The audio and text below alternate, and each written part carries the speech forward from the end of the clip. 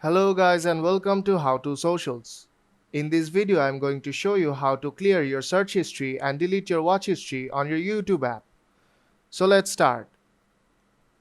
First, open the YouTube app.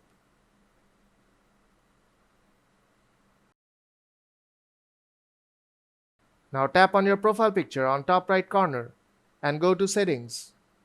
Now tap on History and Privacy.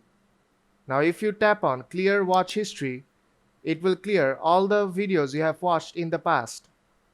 Now if you tap on Clear Search History, it will clear all the searches you have made in the past. And now if you enable both the Pause Watch History and Search History, the YouTube app will go on incognito mode and it will not record any of your search history or the videos you are watching. Now to take individual actions, tap on Manage All Activity.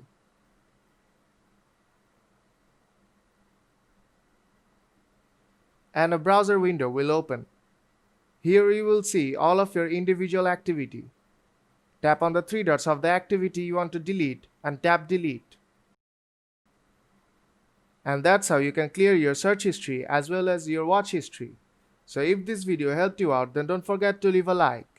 And see you in the next tutorial.